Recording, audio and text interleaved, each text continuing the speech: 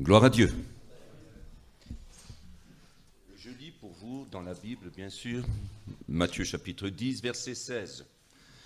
Un petit verset court, vous n'aurez pas de mal à le retenir. Je vous envoie comme des brebis au milieu des loups. Soyez donc prudents comme les serpents, humbles comme les colombes. Et dans cette matinée, je vous envoie comme des brebis. Peut-être un jour, on parlera des serpents, on parlera des colombes. Je vous envoie comme des brebis. Il ne nous envoie pas comme des bouchers ni comme des boxeurs. Non, il nous envoie comme des brebis au milieu des loups. Ce que nous devons retenir, c'est que les loups sont beaucoup plus forts que les brebis. Il nous envoie donc dans un état de faiblesse à vue humaine. Quand nous regardons une brebis, c'est l'image même, vous savez, de ce qui est faible. J'ai pris quelques natures parce que par nature, elle n'a aucune défense, elle n'en a aucune escalade de particulier, c'est qu'elle est l'image de la douceur, elle est l'image de la tranquillité, elle est l'image de la paix et elle est l'image de la fidélité. Ça, c'est la brebis. Il nous envoie comme cela en étant incapables de se défendre. De toute façon, nous n'avons pas le droit. Nous sommes de ceux qui tendent la joue à ceux qui nous frappent. Nous sommes de ceux qui bénissent ceux qui nous maudissent.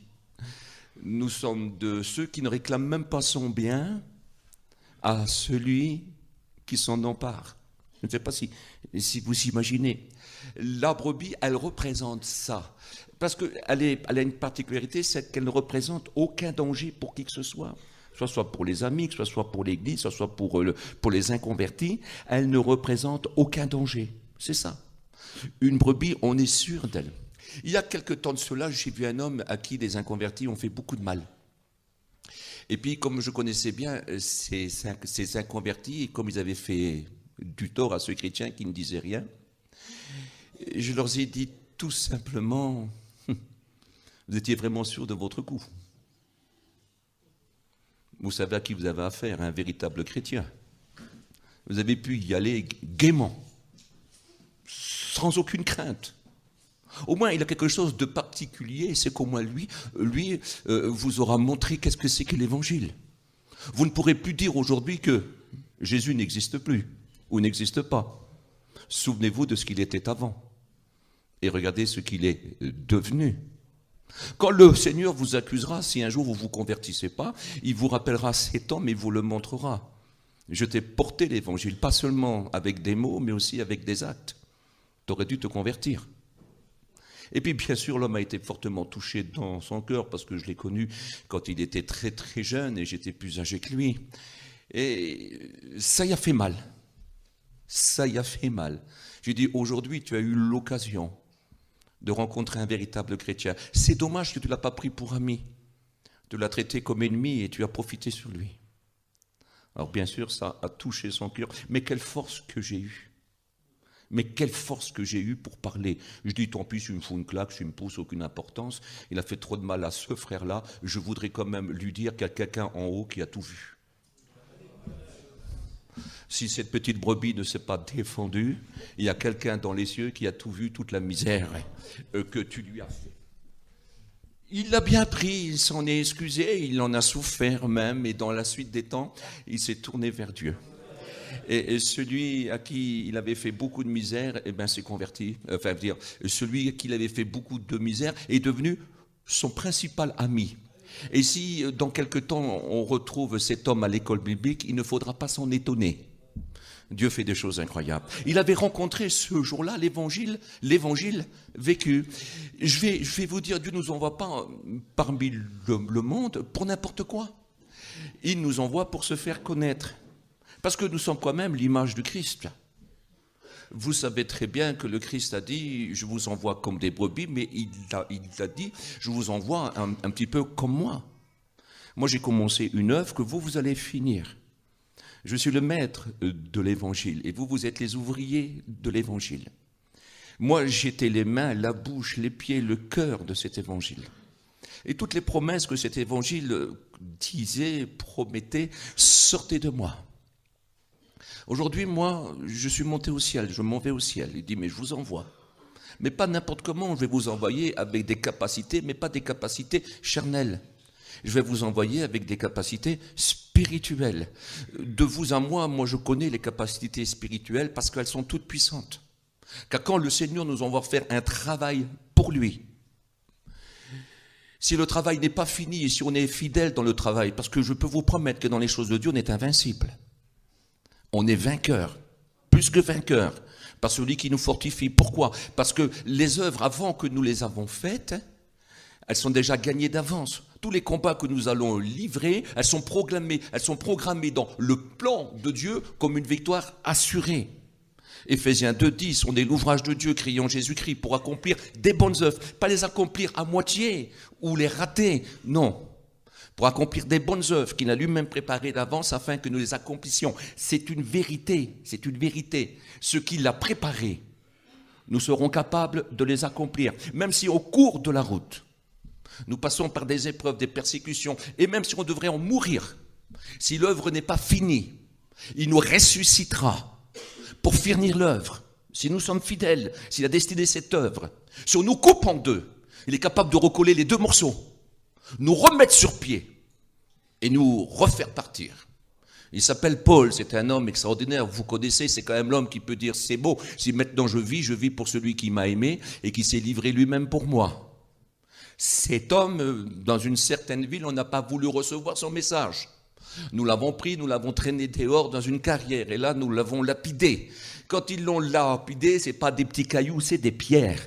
Des pierres qui font 10 kilos, qui font 5 kilos, qui font 3 kilos, qui font 2 kilos, qui font 1 kilo, qui font 500 grammes, qui font 300 grammes. Quand ces pierres vous arrivent, elles vous fracassent le crâne, elles vous cassent les épaules, elles vous cassent la cage thoracique, elles vous cassent les bras, elles vous cassent les jambes. Vous êtes comme un pantin désarticulé par terre. On vous met sur vous des dizaines et des dizaines et des dizaines et des dizaines de kilos de pierres. Là, une troupe de démoniaques, d'hommes possédés, d'ennemis de l'évangile, des antichrists, ont pris le grand apôtre.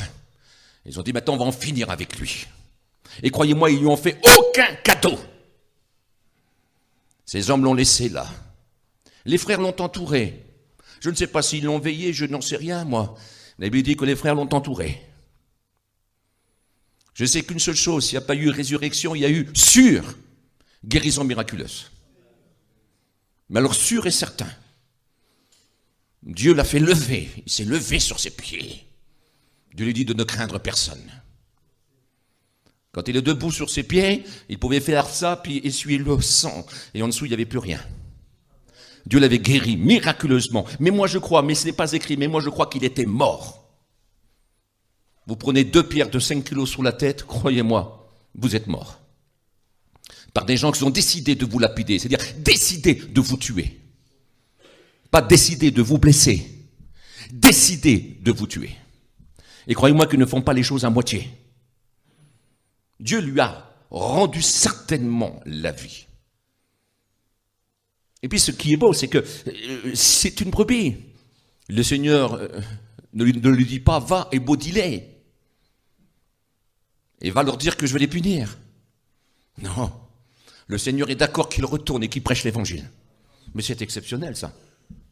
C'est formidable, mes amis, d'être la brebis du Seigneur. C'est le gage même, mes amis, de la tranquillité, de la paix. Elle ne représente aucun danger pour personne. Et puis, j'ai marqué quelques petits points là, comme ça, je les ai marqués. Elle ne conçoit aucun orgueil, couvert d'or ou d'injure, d'honneur ou de mépris. Elle demeure toujours une brebis. La gloire ou l'humiliation ne la fait pas changer. Je vais vous le relire. Elle ne conçoit aucun orgueil, couvert d'or ou d'injure, d'honneur ou de mépris. Elle demeure toujours une brebis. La gloire ou l'humiliation ne la fait pas changer. Alors j'essaie de regarder la brebis de près. De vous en moi, elle n'est pas terrible. Hein. C'est pas beau, vous avez vu quelle vilaine tête. Ce corps tout rond, là. Vous savez, quand elle a passé de belle laine, là, quand vous l'avez tondue, mon sauveur, qu'est-ce que c'est ridicule, une brebis. Vous avez vu cette petite patte, là, avec ce corps rond et cette grosse tête? Je ne sais pas si vous avez remarqué, là, cette petite patte fine, là, sans force. Écoutez, il n'y a pas de plus faible. Je voudrais vous dire, faites attention au ski quand même. Hein. Soyez prudents, ne prenez pas les pistes qui ne vous est pas réservées, ne faites surtout pas le cow-boy, parce que les pattes des brebis ne sont pas solides. Faites très attention. J'ai envie de vous le dire quand même, parce qu'il y en a qui croient qu'ils sont comme Kelly sur... Non, non, non, non. Il faut faire très très attention. C'est très très dangereux. Alors, je regarde cette petite brebis, je comprends pourquoi il est écrit que pour le monde, nous passons pour des choses folles, méprisables. On se moque des chrétiens dans le monde, parce que de vous à moi, on ne pense pas comme eux, on n'agit pas comme eux, on ne réfléchit pas comme eux, ce n'est pas les mêmes conversations. Vous savez très bien, ce n'est pas du tout la même vie.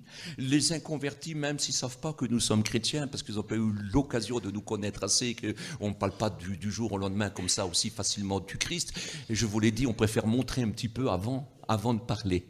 Parce que si on n'a rien à montrer, il faut mieux se taire, parce qu'on serait passé pour des ridicules. Mais vous savez très bien que les inconvertis souvent disent sur des chrétiens, quand ils ne les connaissent pas, mais écoute, tu as quelque chose que tout le monde n'a pas. Mais... qu'est-ce que tu parais bien? Il y a chez toi cette tranquillité, il y a chez toi cette paix, il y a pas grand-chose qui t'affole. On te regarde faire. Quand tout va bien, t'es toujours pareil. Et quand tout va mal, t'es toujours pareil. L'humiliation ou l'abaissement, toi, c'est toujours pareil. Quand tu passes un mauvais moment, quand il y a de quoi, par exemple, se révolter, toi, tu n'es pas pareil. Quand tu passes une épreuve, tu ne ressembles pas aux autres. Toi, tu es calme, toujours gentil. Quand quelqu'un te vexe, quand quelqu'un n'est pas gentil avec toi, quand on se moque de toi, tu fais comme celui qui n'a jamais vu, qui n'a jamais entendu, tu réponds mais il y a quelque chose en toi qu'on ne trouve pas chez tout le monde. Parce qu'une brebis, c'est une brebis. De vous à moi, vous la couvrez d'or, d'honneur. Vous vous prosternez devant vous, elle vous regarde avec ses gros hurons, elle fait... Ça ne la touche pas, mais alors, écoutez, ça ne la touche pas du tout. Ça ne lui monte pas à la tête. Elle ne devient pas orgueilleux.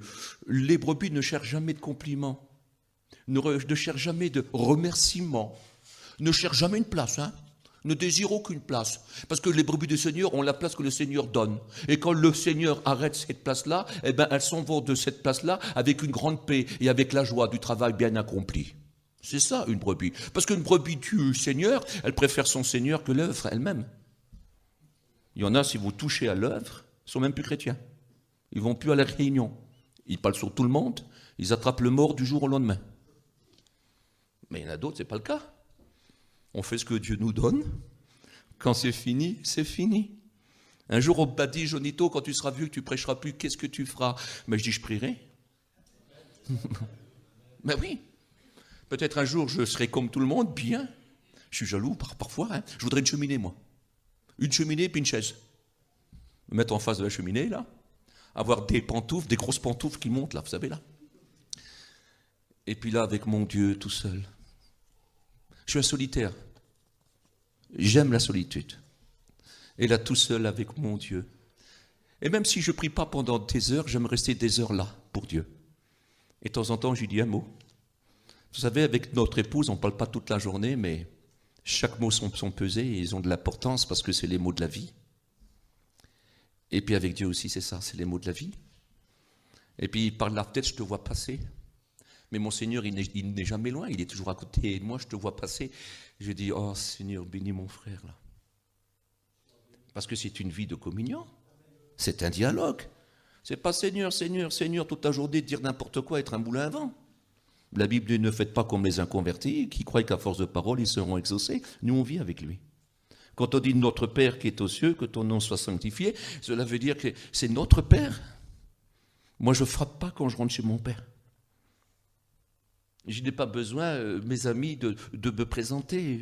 Quand je rentre chez mon Père, je dis mon Père, Tata. Est-ce que vous comprenez? Ça suffit. Il me connaît. Moi, mes enfants, je n'ai pas besoin de les voir pour connaître leur foi, même si je resterai des années sans les voir. Leur voix, je la reconnais tout de suite. Mais c'est tellement vrai, c'est une intimité. La brebis a quelque chose de particulier parce que, en réalité, à part son Seigneur, il n'y a rien qui l'a séduit. À part son berger, il n'y a rien qui l'a séduit. Mais rien, absolument rien. Elle aime que son berger. Alors j'essaye de l'imaginer. Maintenant vous allez l'insulter, la couverte de crachats, la rejeter, la mépriser, vous moquer d'elle. Oh, nous n'aimons pas souvent que les gens se moquent de nous, parce que nous n'aimons pas, parce que nous avons peut-être gardé une petite pointe d'orgueil, parce que si on n'aurait pas d'orgueil, ça ne nous toucherait pas quand les gens se moquent de nous. Non? Oui. Eh bien, elle, vous la couvrez d'injures ou de crachats, c'est pareil. Elle vous regarde toujours avec ses yeux tout ronds, puis elle fait toujours... Elle ne change pas. Elle a toujours le même son. Il y a un langage qu'il ne faut jamais oublier. C'est le langage du Seigneur. Il y a un parfum. Vous êtes la bonne odeur du Christ partout. Parmi ceux qui sont sauvés, parmi ceux qui sont perdus. Vous êtes l'odeur du Christ. Et toujours là, cette même odeur, ce même son. Parce que la Bible dit, tu seras jugé selon ta parole. La Bible dit que c'est David, le prophète roi, rempli de l'Esprit Saint, qui dit, tes paroles t'ont enlacé.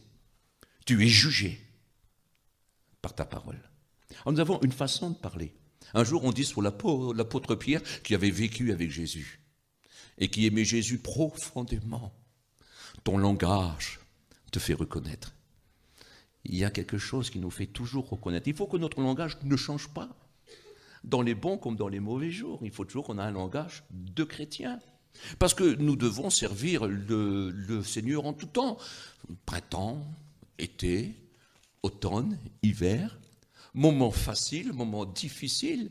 Je crois que ça se trouve dans Ecclésiaste chapitre 8, au verset 9, ou peut-être 9, 8. Vous contrôlerez. Il dira qu'en tout temps, tes vêtements soient blancs et que l'huile ne manque point sur ta tête, qu'en tout temps. Alors si je lis dans Ecclésiaste au chapitre 3, au verset 1er, il nous est montré qu'il y a 28 ans. Des temps de bonheur, c'est vrai, mais des temps de malheur aussi. Il y a des temps d'abondance, c'est vrai, mais des temps de disette aussi. Il y a des temps où on est aimé et recherché. La Bible parle des temps d'embrasement. Oui, mais il y a des temps aussi où on est éloigné de ces choses-là. Il y a des temps, mes amis, pour bâtir, mais des temps aussi pour détruire. Il n'y a pas que des bons moments. Il y a que des mauvais moments aussi. Mais la Bible dit qu'en tout temps, tes vêtements soient blancs et que l'huile ne manque point sur ta tête. Alors peut-être que vous direz, oh, c'est un ordre dur. Non, non, c'est plus qu'un ordre aussi. C'est un grand privilège. C'est aussi une grande joie. C'est aussi une grande force. C'est aussi une belle promesse. Parce que moi, je sais très bien, vous savez que très bien, que le maître dira dans Jean 15, il dit, sans moi, vous ne pouvez rien faire.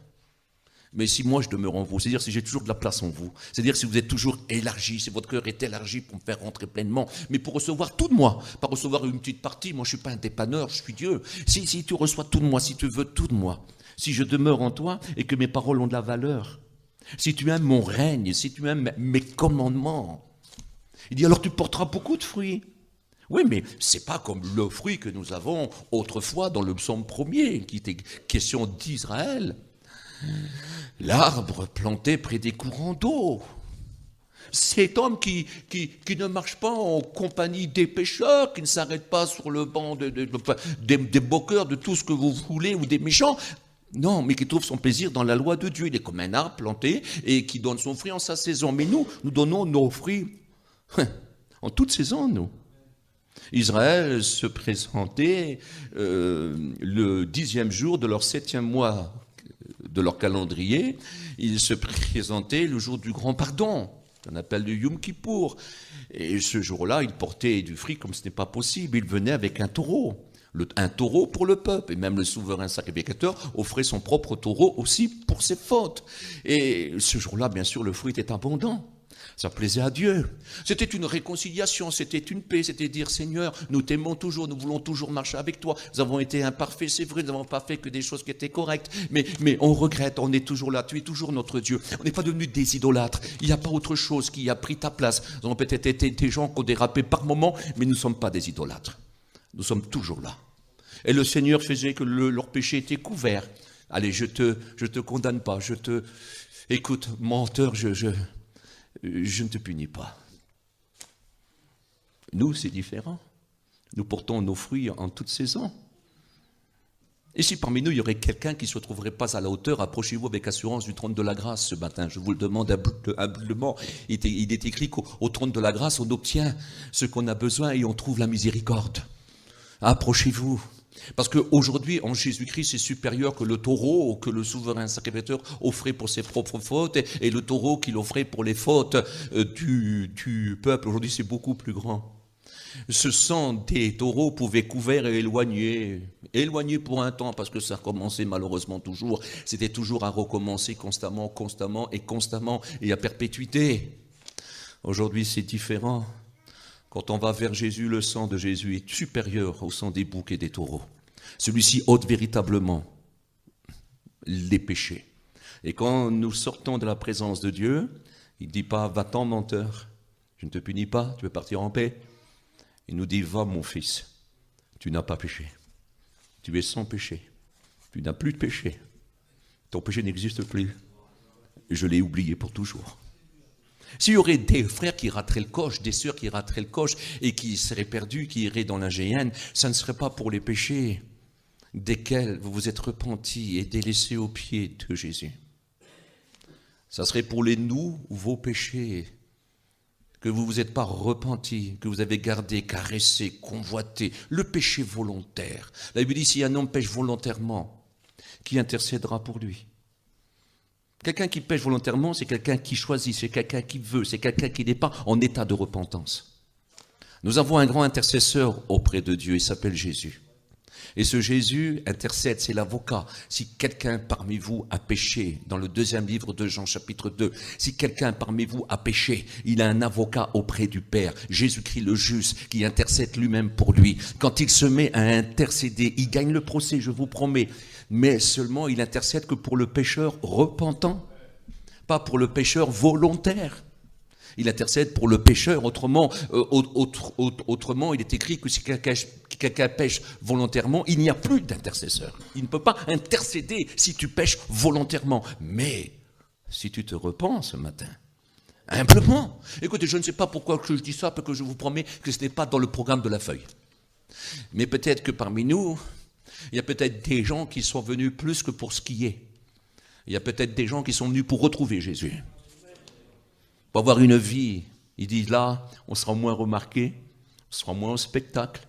Si on va à la Réunion, on ne fera pas attention à nous. C'est dans des jours de fête, des vacances à la neige.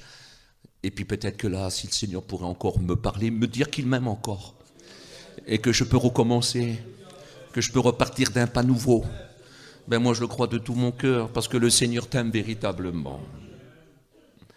Et j'aime la brebis, elle demeure toujours une brebis. Regardez, tu peux le faire. Tu peux le faire.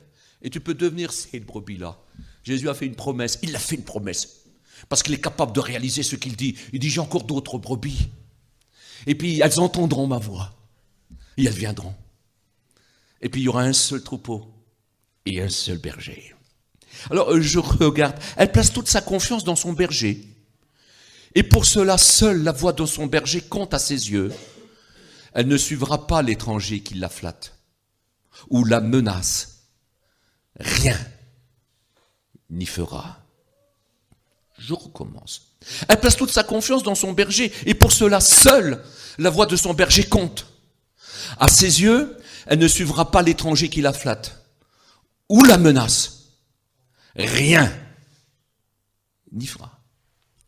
Alors que j'essaie de la voir, j'essaie de la comprendre. Vous savez, les bergers nous racontent leur histoire. Et leur histoire, bien sûr, est passionnante. Parce que nous voyons quand même que nous avons affaire à un animal tout à fait spécial. C'est un animal domestique. La brebis que nous connaissons n'est pas une brebis qui peut vivre à l'état sauvage. Elle ne pourrait pas vivre. De toute façon, elle ne pourrait pas vivre parce qu'elle n'a pas vraiment une grande intelligence. Je vous l'ai dit, elle est un petit peu bébête. Sans son berger, elle ne peut rien faire. Et nous sommes de ces gens. Jésus dit, sans moi, vous ne pouvez rien faire. Mais si mes paroles demeurent en vous, que moi je demeure en vous, vous porterez beaucoup de fruits. Puis là, il nous fait une promesse. Une promesse. peut-être il faut quand même le dire, hein, il ne faut pas avoir peur. J'aime pas être dur ni méchant, mais il y a parfois des prières qui ne sont pas exaucées parce que le Seigneur n'a pas la place qu'il faudrait dans nos vies et que sa parole n'a pas toute autorité. Il dit, mais si vous faites ces choses, mon Père va être content. Vous l'aurez honoré. Ça donnera de la joie à mon Père. Ça sera agréable aux yeux de mon Père. Et afin que votre joie soit parfaite, qu'elle soit complète aussi. Vous êtes tellement bien, vous êtes tellement gentil. Mon Père est tellement content qu'il veut vous faire plaisir. Afin que votre joie soit complète, vous demanderez ce que vous voudrez. Et cela vous sera accordé. Alors il faut quand même oser le dire qu'il y a beaucoup de prières qui dépassent pas parce que le cœur dépavré. Écoutez, je ne veux quand même pas confier ma voiture à mon fils qui est soulard. C'est pas possible. C'est pas que je voudrais pas, mais il n'est pas en état de faire ça. Écoutez, je m'excuse, je ne vais pas confier mon portefeuille à mon fils qui se drogue. C'est pas possible. Je l'aime, tout serait pour lui. Je voudrais tout lui donner, mais je peux pas. Écoutez, de vous à moi, je peux avoir les meilleurs médicaments, les meilleurs remèdes du monde, mais si mon fils ne vient pas chez moi se faire soigner, comment voulez-vous que je fasse? Si mon fils ne me fait pas confiance et si la vie que je lui propose est une vie qu'il n'aime pas, qu'il se détourne de moi, il me serait impossible de... Je voudrais tant, j'ai tout pour lui donner, mais il n'est pas là, il n'écoute pas, il ne veut pas. Ou il n'est pas digne. Je ne peux pas lui donner, ça serait faire pire que mieux.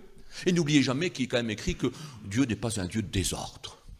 Dieu n'est pas un Dieu de désordre, c'est un Dieu d'ordre, de l'ordre, mais dans le bon sens, le bon ordre. Vous savez, lui, son ordre qu'il a à lui, c'est pour notre intérêt. Et l'ordre qu'on devra avoir, nous, c'est pour son intérêt. Parce que souvent, on a trop d'ordre, mais juste pour nous. Mais pour Dieu, il n'y a pas beaucoup d'ordre. Mais nous faut beaucoup d'ordre pour lui. Parce que lui, il a beaucoup d'ordre pour nous. Parce que de vous à moi, vous avez vu faire Jésus. Jamais Jésus a fait un miracle pour lui. Hein. Jamais. Hein. Jamais. Hein. Quand il a reproduit le pain, quand il a reproduit le poisson, quand il a fait ce grand miracle, cette multiplication, c'était pour nourrir les foules affamées. Il n'est jamais dit que Jésus en a mangé, lui. Jamais.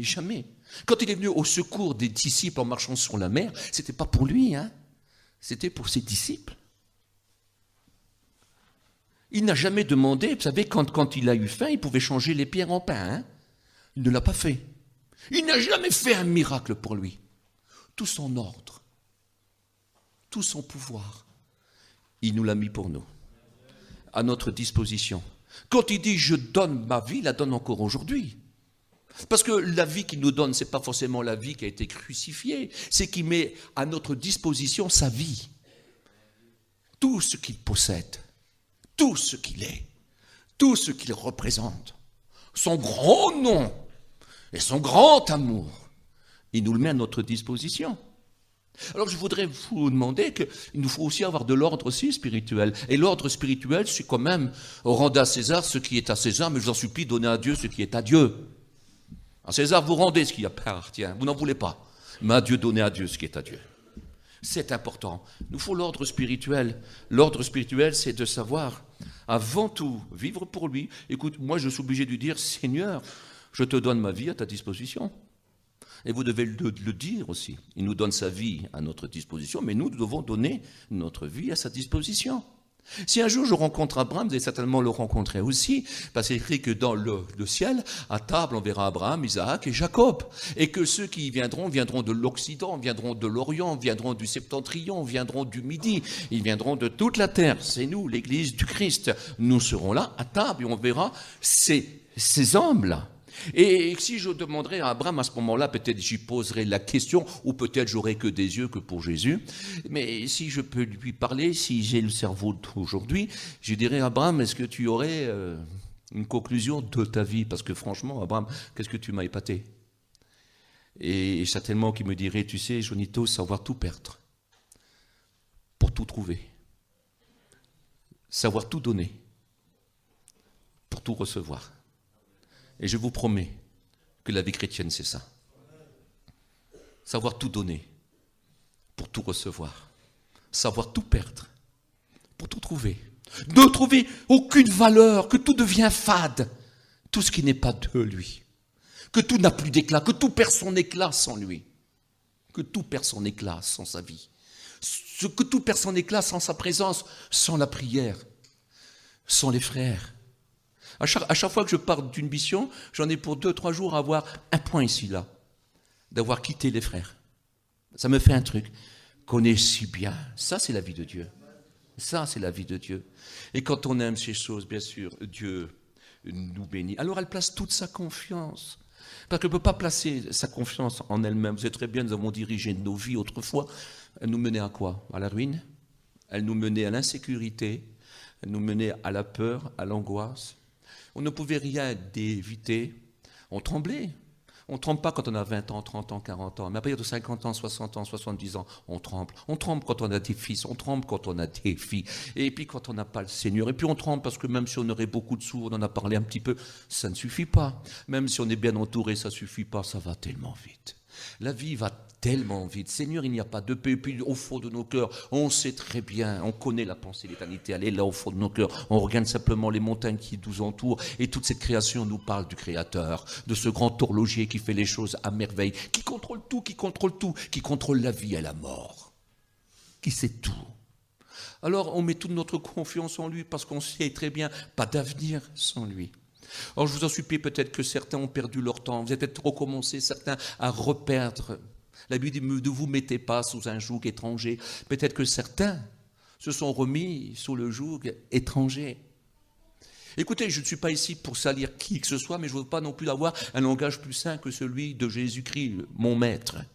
Et je suis obligé dans ma vie de répéter les paroles de Jésus-Christ, mon maître, parce qu'il a dit, je vous rappellerai mes paroles. Et donc c'est ces paroles que je dois dire et rien d'autre. Mon idée ne suffit pas. Et puis peut-être, écoutez, je m'excuse, hein, c'est pas moi qui le dis, c'est la Bible, mais peut-être il est possible qu'en perdant confiance, vous étiez autrefois bien propre, que vous faisiez confiance, mais en ayant perdu la confiance, vous vous êtes peut-être bien sali. Et le Seigneur va beaucoup plus loin. Il ne parle plus de brebis là. Il parle de la truie qui avait été lavée, le cochon qui avait été lavé et qui s'est remis dans le bourbier. C'est-à-dire, tu n'es plus brebis. Tu es devenu porc, impur.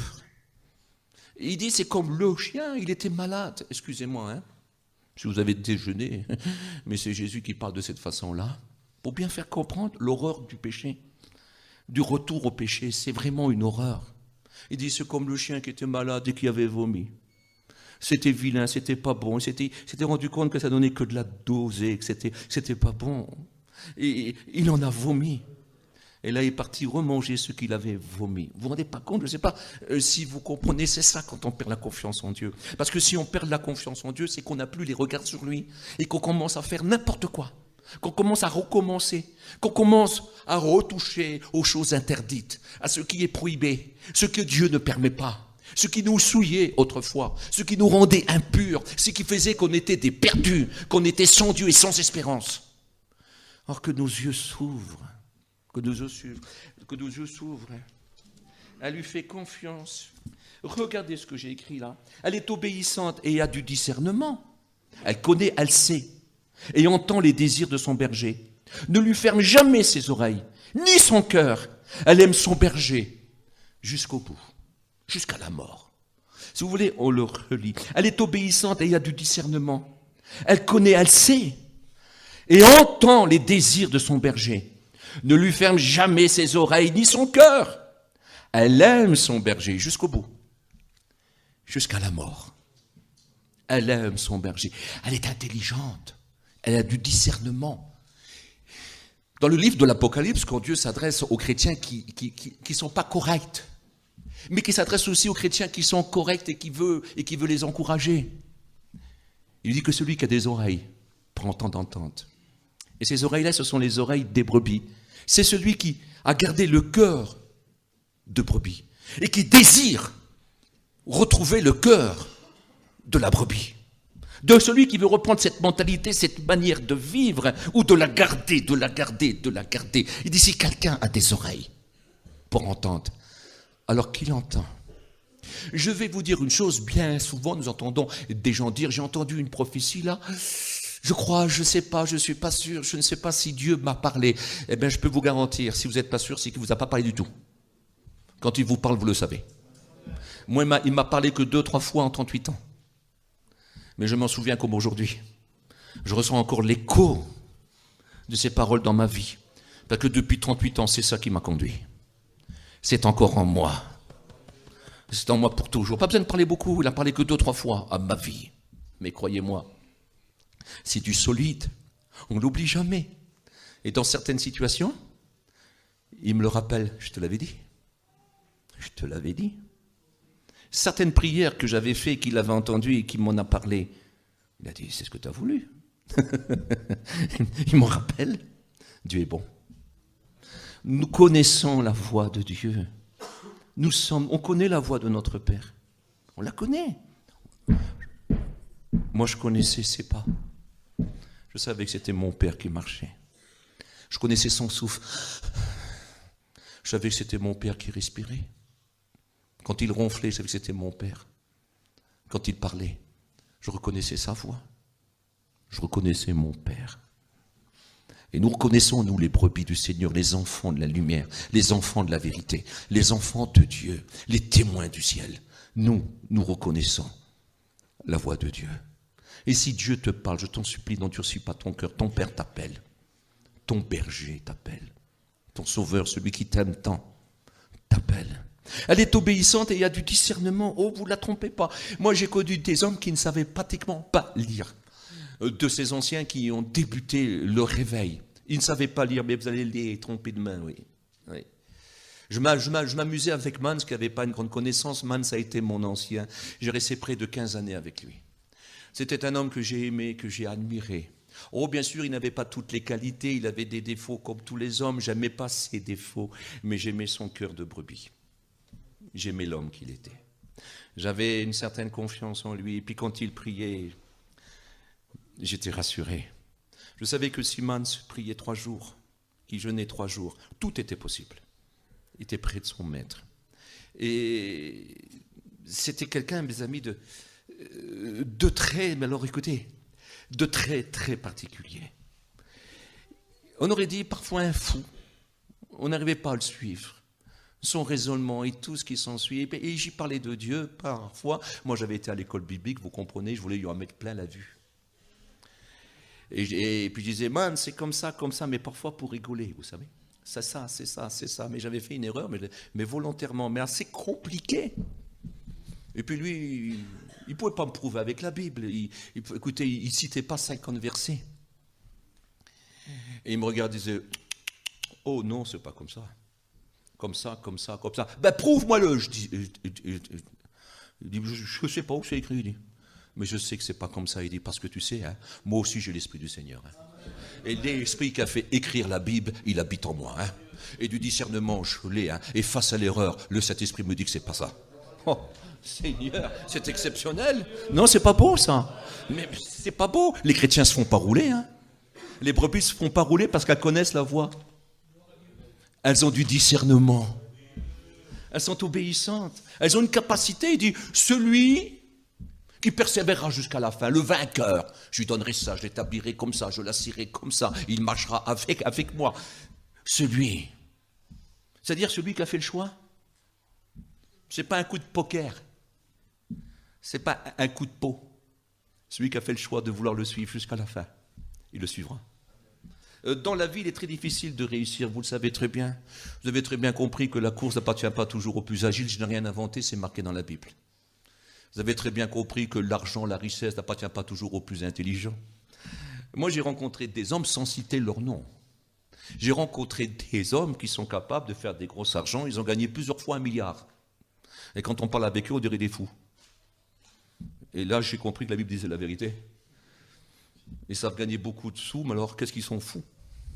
Aucune conversation. Aucun maintien. C'est vrai, je le dis humblement, hein, je ne veux pas... J'ai compris que l'argent n'appartient pas toujours aux plus intelligents. Moi, j'ai connu des hommes très intelligents, de grande instruction, des hommes qui étaient des hommes qui voyaient de loin. Mais au niveau de gagner de l'argent, ils n'en étaient pas capables. Et pourtant, quelle intelligence. Quelle intelligence. Il est écrit que dans une ville, il y avait un homme sage, un vieillard, un petit vieillard, aucune force. Il n'avait pas d'éclat. aucune force. C'était un vieillard, on ne dit pas qu'il est riche, rien du tout, c'est un vieillard. Et voici que la ville est entourée, c'est pas moi qui le dis, c'est la Bible. Que la ville est entourée d'une armée puissante. L'armée est trop forte pour la petite ville. Et voici le petit vieillard a commencé à parler. Il a parlé avec ceux qui venaient pour conquérir cette ville-là. Et ils l'ont écouté. Ils ont écouté sa voix. Il ne savait pas se battre, c'est un vieillard. Et quand ils l'ont écouté, ils ont laissé tomber. La ville fut sauvée par la sagesse du vieillard. Oh, c'est quand même beau, ça. Non? Et il n'y a pas plus beau que ça. Ce que je voudrais vous faire comprendre, c'est que le Seigneur nous rend sages à salut. Il dit, instruis-toi des saintes lettres qui te rendront sage à salut. Nous avons une capacité incroyable. Nous pouvons marcher jusqu'au bout dans notre salut, être vainqueurs dans notre salut. Écoutez, je ne sais pas comment vous dire, aussi bête que ça paraît. Je ne comprends pas pourquoi un tel honneur nous a été fait. Le Seigneur est monté au ciel, il a dit, vous êtes mon corps aujourd'hui. J'ai parlé l'autre jour de la pierre d'onyx. La pierre d'onyx qui signifie oncle. L'oncle du pouce ou du doigt. Et le souverain sacrificateur, quand on lui amenait une tourterelle, un pigeon ou une colombe, avec son oncle, il coupait la tête. Et la tourterelle n'avait plus de tête. Et c'est quand elle n'avait plus de tête qu'elle était importante. À ce moment-là, la vie de cette tourterelle partait. Oui, mais elle était destinée à une vie, à une autre vie. Elle était destinée à un autre destin. Elle était destinée à une autre chose. Elle était destinée à une consécration pour Dieu. Offrir à Dieu. Elle était destinée pour Dieu seul. Cette tourterelle ne trouvera plus d'autre chose que la présence de Dieu elle-même. Elle était offerte sur l'autel. Elle était pour Dieu tout seul. Mais il ne fallait plus qu'elle ait sa tête, il ne fallait plus qu'elle ait ses pensées, il ne fallait plus qu'elle ait ses désirs, il ne fallait plus qu'elle ait cette vie. Il faut qu'elle vive pour la nouvelle vie que Dieu lui propose. Même si la première vie, ça paraît une vie de sacrifice. Et je vais vous dire, je crois que c'est dans Romains 12, où il est écrit, offrez vos corps en sacrifice, sur l'autel du sacrifice, qui sera de votre part un culte raisonnable. C'est écrit. J'offre mon corps parce que mon corps, j'ai plus du tout envie de le diriger. Puis vous non plus quand même, Seigneur. J'ai plus envie de le diriger. Je savais comment je le dirigeais autrefois. Il me faisait tomber dans des dépressions nerveuses, dans des angoisses et des tourments. C'était une mauvaise direction. J'en souffrais énormément, bien que j'étais jeune. Je ne peux pas le diriger, moi. Je ne veux plus penser, moi. Je ne veux plus réfléchir. C'est aux parents à penser pour leurs enfants. Et moi, mon Père s'appelle Dieu. C'est à lui à penser pour moi. Et le Seigneur a dit, écoute, maintenant, toi, ta tête, elle est enlevée. Moi, le grand souverain sacrificateur, je l'enlève, je te destine à une autre vie. C'est terminé, ça ne sera plus comme avant, tout va changer. Et je mets ma tête à moi. Tu vas devenir mon corps. Et toute l'Église, c'est mon corps. C'est la plus jolie des épouses. C'est la plus belle aide. C'est la plus belle des confidentes. C'est ma vie privée. Il dit, tu es une source fermée, une fontaine scellée. Tu es à moi. Tu es propriété privée. Tu es à moi tout seul. L'époux fait partager tout à son épouse. Tout. S'il est riche, elle en profite pleinement. S'il est pauvre, elle profite de sa pauvreté. S'il est fort, elle profite de sa force, de sa protection et de sa garde. S'il est fou, elle subit sa folie. Nous, notre divin époux, c'est Jésus. Il est sage, il est fort, il est bon, il est amour, il est puissant, puis j'en passe. Il est Dieu. Je ne sais pas si vous remarquez que nous servons Dieu. Nous servons Dieu. Vous parlez d'un ministère. Quand je pense que les hommes politiques, ils sont prêts à tous les vices, à tous les ruses, pour avoir une place au gouvernement. À tous les mensonges possibles. Ils sont prêts à tout. Ils vivent que pour ça, pour réussir. On ne sait pas ce qui se passe dans les couloirs, on ne sait pas ce qui se passe en dessous, mais ils sont infâmes, ils sont cruels, ils sont terribles, ils sont amis de gloire et d'argent. Ils sont bons à tout. On ne sait pas combien de combinaisons honteuses qu'il y a dû y avoir, combien de complots, on ne sait pas ce qui se passe derrière, combien de ruines et combien de morts. Ce sont des hommes infâmes. Nous avons le plus beau des ministères. Nous servons Jésus-Christ. C'est lui qui dirige ce corps, ces mains ne m'appartiennent plus, ces jambes ne m'appartiennent plus, plus rien ne m'appartient. Nos yeux sont pour lui, lui il est le cerveau. On sait ce qu'il aime regarder, on sait très bien ce qu'il n'aime pas non plus voir. Ses oreilles sont à lui, on sait très bien ce qu'il aimait entendre. On sait très bien ce qu'il aime entendre. Nous devons entendre les paroles du Saint, nous devons les entendre, nous devons aimer ce qu'il aime entendre. Nous avons une bouche, nous savons très bien ce qu'il aimait dire. Il ne disait pas n'importe quoi. Jésus ne péchait pas. Jésus ne péchait pas. Ses paroles, sa bouche était répandue la grâce. J'en supplie que sur nos lèvres découle la grâce. On sait très bien ce qu'il faisait avec ses mains. Il ne faisait pas n'importe quoi, mes amis. Ses mains, Seigneur, réparaient tout. C'était les mains du charpentier. Il pouvait faire une maison, une table, une chaise. Il pouvait rendre la vie agréable. Il peut nous construire une bonne vie. Il a besoin de nos mains pour construire des vies nouvelles. Je ne sais pas si vous comprenez. Nous savons où il allait avec ses pieds. Hein. Il allait chez tout le monde, mais sans jugement. Il n'allait pas pour condamner ni frapper. Il allait emmener les solutions. Qu'on était publicain ou prostitué, excusez-moi de vous dire ça. Qu'on était noble ou pas noble, pauvre ou riche. Qu'on était jeune ou vieux, qu'on était aimé ou détesté. Il allait partout. Il ne faisait pas d'exception. Ses missions n'étaient pas des vacances familiales. Ses missions étaient de sauver des âmes. Ce n'étaient pas des rencontres d'église qui mangeaient, buvaient ensemble et se réjouissaient. Je vous promets que ce n'est pas ça. Ses missions, c'était de frapper à toutes les portes, de se présenter devant tous les hommes et devant toutes les femmes. Nous avons des raisonnements qui parfois sont un petit peu troublants. C'est des drogués, c'est des méchants, attention, faites attention à ces gens. Jésus y allait. Je ne sais pas si vous comprenez, je ne juge personne. Nous aimons tous le confort, nous aimons tous la tranquillité. Et puis quand je parle, je me mets dans l'eau. Je ne sais pas si j'ai bien fait mon travail, et j'ose le dire, je ne l'ai pas bien fait. Tant d'âmes se perdent. Et Jésus allait chez les perdus. Je n'ai pas bien fait mon travail. J'ai quand même l'impression d'avoir accompli bien mon travail dans l'église, mais très mal à l'extérieur de l'église. Et j'ai envie que ça change. J'ai envie que mon ministère devienne vraiment un ministère de salut pour les âmes. J'ai véritablement envie de devenir le sel de la terre, un témoin, un ambassadeur du Christ, mais véritablement.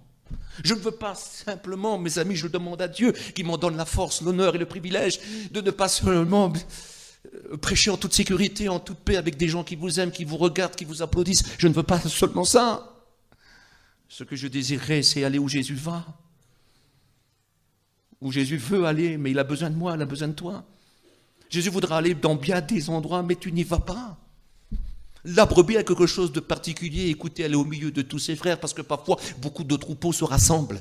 Et puis quand les troupeaux sont rassemblés, les bergers sont en haut, sont en train de parler, de se réjouir, de manger un petit morceau ensemble. Et puis d'un seul coup, les bergers se lèvent, et les brebis pourtant sont tous mélangés entre elles. Tous les troupeaux sont mélangés. Et puis l'autre fait un signe, et puis il fait un cri. L'autre chante. Et toutes les brebis connaissent leur berger. Et puis tout le monde se sépare et se met à suivre. Elles connaissent. Quand je lis dans le psaume 23, il est écrit « Quand je marche dans l'ombre de la vallée de la mort, je ne crains aucun mal, car tu es avec moi. » J'essaye de regarder, vous savez que les plateaux de l'Orient, les prairies de l'Orient n'ont rien à voir avec ici, et surtout à cette époque-là.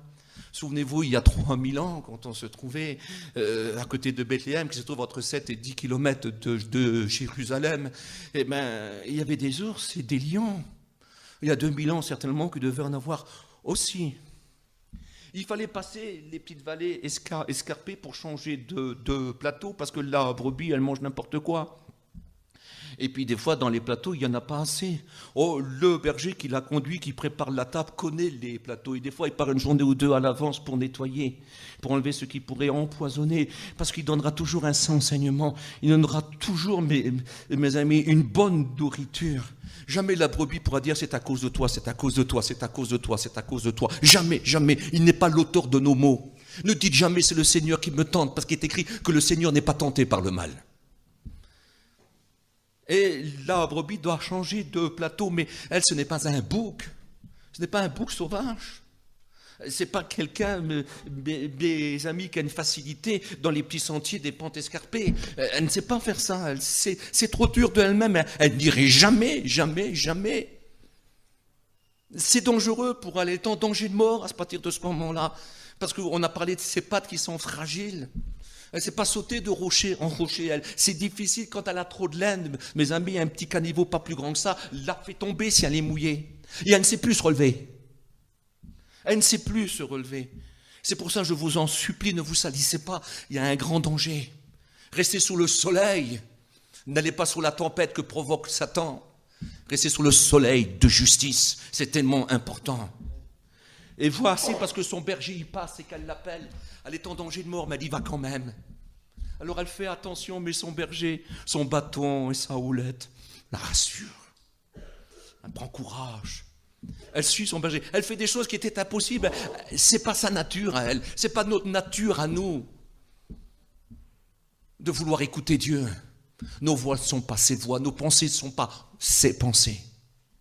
Mais nous l'avons rencontré comme berger. Puis maintenant, il nous communique ses pensées. On fait plus ce qu'on veut. La tête est coupée. On fait ce qu'il veut. C'est lui le patron du corps. Est-ce que vous êtes d'accord ?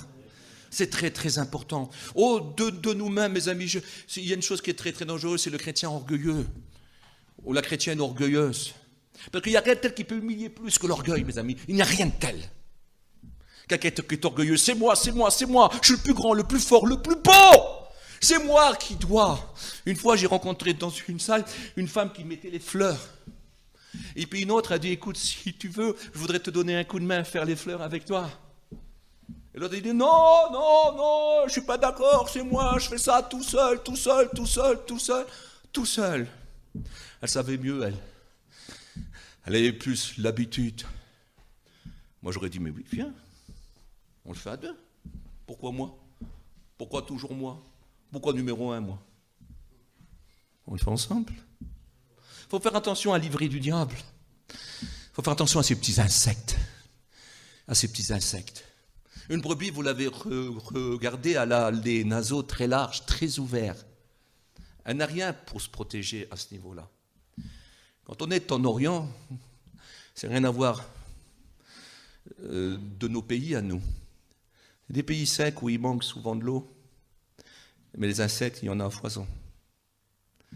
Et quand les insectes viennent, rentrent dans le nez de la brebis et ça monte dans son cerveau, aussitôt. Elle en souffre. Elle devient comme folle. Elle perd le sommeil et elle perd l'appétit. Alors le berger a oublié de faire une chose très importante. Il verse de l'huile sur sa tête. Et tous ses naseaux sont remplis d'huile. Et ça, c'est une odeur que l'insecte ne supporte pas. Et si jamais que par hasard il viendrait à s'y mettre, il est collé, il ne peut pas bouger. C'est important, ne soyons pas orgueilleux, il faut être loin. Vous savez très bien que le Seigneur résiste aux orgueilleux, mais il fait grâce aux loin. À ceux qui sont humbles, il est loin particulièrement. Il nous faut être humble. Le humble, c'est l'homme et la femme qui se met au service de tous. La brebis ne fait jamais de compétition, mais je vous promets, mais jamais elle ne fait de compétition. Ils ont tous la même tête, ils ont tous le même corps, ils vont tous finir par se rassembler, par se ressembler quand ils sont vieux. On a du mal à les reconnaître. Il n'y a que le berger qui les connaît par leur nom, qui les connaît. Mais nous, on ne devrait pas. On ne devrait pas. On ne devrait même pas, mes amis, louer d'autres. Non, on devrait tous être pareils et se louer tous ensemble, parce qu'on devrait tous se voir pareils. Et même si on nous a appris beaucoup plus grand de se voir supérieurs les uns aux autres. Que chacun regarde son frère comme étant plus grand que lui. Qu'est-ce que ça veut dire, ça ? Ben moi, je suis obligé. Et je me dis, mais alors, comment ? Est-ce que Jimmy pourrait me regarder comme étant plus grand que lui ? Oui, mais ce n'est pas toi qui vas regarder forcément, c'est celui qui est en toi. Et celui qui est en toi est plus grand que lui. Ah, d'accord.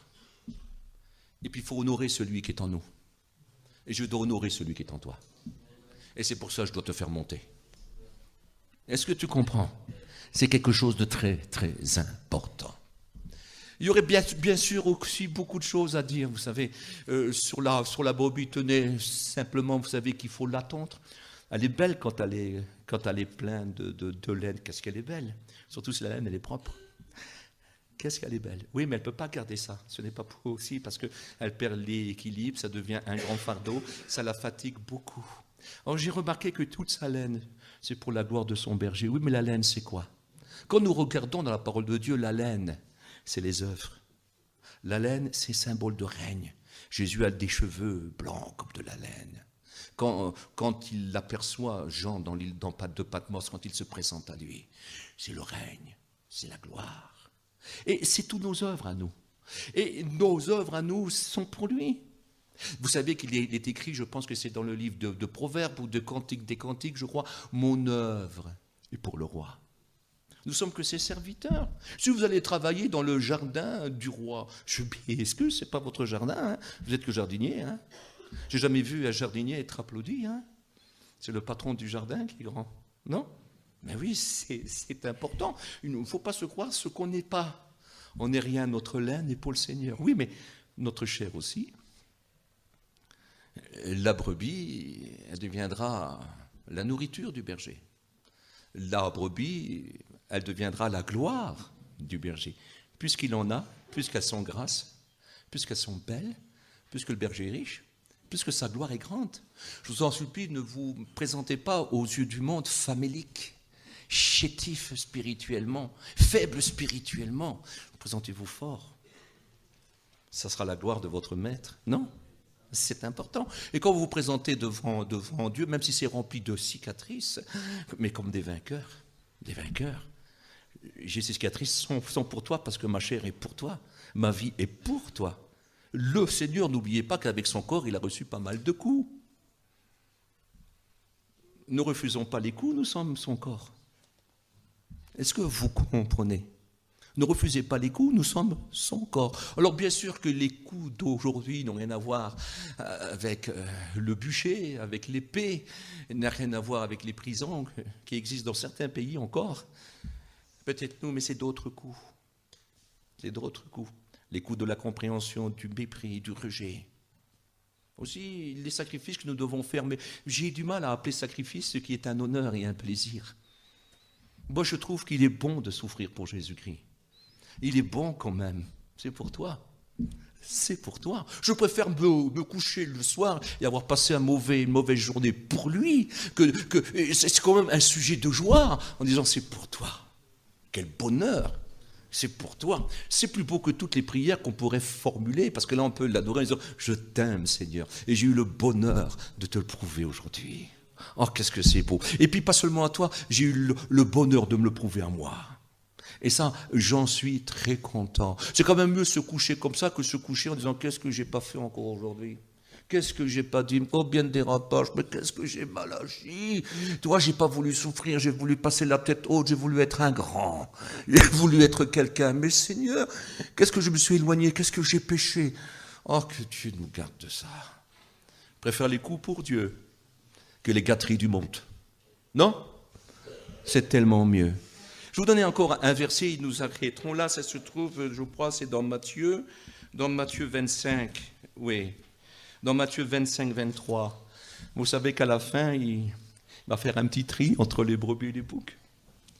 Aujourd'hui, nous ne reconnaissons pas toujours les boucs.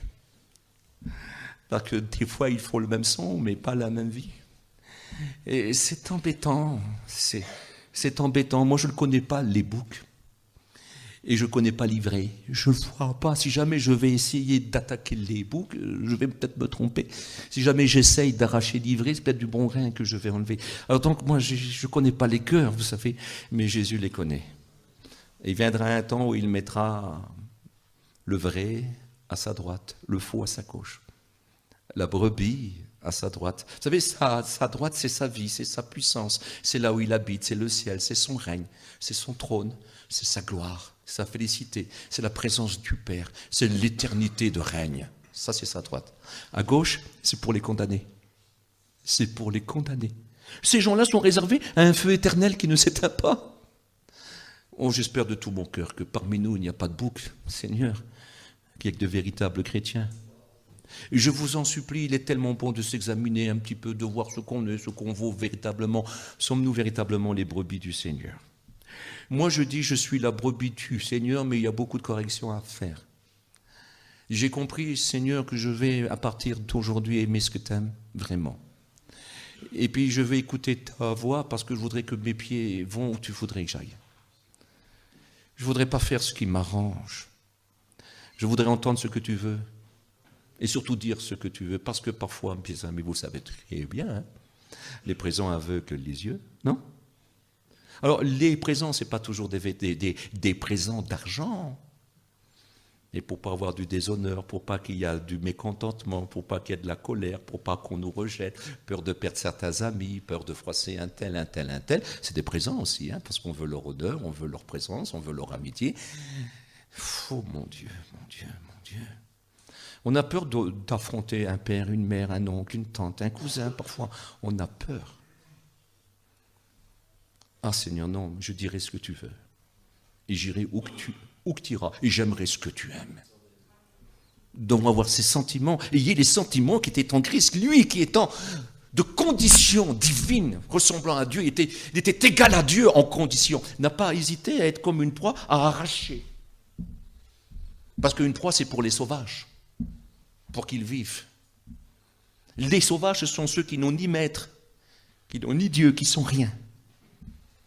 Nous sommes venus, les brebis, nous les brebis du Seigneur, même s'il faudrait en mourir, nous sommes venus pour présenter le berger, le roi des rois, le Seigneur des seigneurs. On est venus de leur proposer ça. De vous à moi, les brebis ont vraiment une mission, une belle mission, celle de présenter le berger. De toute façon, ceux qui regarderont les brebis, s'approcheront des brebis, sont obligés de voir tout près le berger derrière. Toujours. Parce que les brebis auront toujours les regards tirés vers leur berger. Et si jamais elles se mettent à regarder en direction que les brebis regardent, verront le berger. Que Dieu fasse que nous soyons de ces brebis-là qui attirent les regards des gens vers le berger. Prions ensemble. Merci pour ta parole. Combien ta parole est la vérité. Tu as parlé à mon cœur, tu m'as repris ce matin. Seigneur, j'ai honte. J'ai honte de peut-être d'avoir recherché ce qui était facile. On n'a pas besoin, Seigneur, de faire des péchés pour quand même désobéir. On n'a pas besoin de vivre dans l'impureté, dans la souillure, pour ne pas être trouvé fidèle. On n'a pas besoin d'être un menteur pour ne pas accomplir véritablement la vérité. Nous sommes les enfants de la vérité. La vérité, c'est l'évangile. La vérité, c'est d'être témoin. La vérité, c'est d'être le sel de la terre. C'est ça la vérité, c'est d'être la lumière du monde. C'est de ne plus vivre pour nous, mais pour celui qui nous a enrôlés. La vérité est que nous devons souffrir comme des bons soldats de Jésus-Christ, qu'il n'y a pas de bons soldats qui s'embarrassent des choses de la vie, s'il veut plaire à ceux qu'il a enrôlés. Mon âme te loue pour ces choses, et moi je suis humilié, je regrette, je te demande pardon. J'ai le désir de faire mieux, fais-moi aller plus loin. Peut-être j'ai pas voulu changer de plateau, j'ai pas voulu passer la pente escarpée, mais je te demande, Seigneur, je vais y aller. Si tu me le redemandes encore, je vais le faire. À toi revient toute la gloire. Amen. Ça serait bon ce matin de capituler, dire d'accord. J'ai toujours dit non. J'ai toujours dit non. Je n'ai jamais voulu. Pourtant, ça me tracasse, ça me ronge depuis un certain temps. Et toujours, je dis non. Aujourd'hui, je veux passer de l'autre côté. Ça sera dur, mais tu as dit de traverser, d'aller de l'autre bord. On sait qu'il y aura la tempête, mais tu as promis d'être avec nous. Il y a un danger, un grand danger. Oui, on va perdre beaucoup. Mais Seigneur, allez, j'y passe. Ta houlette et ton bâton me rassurent. Que le Seigneur vous bénisse.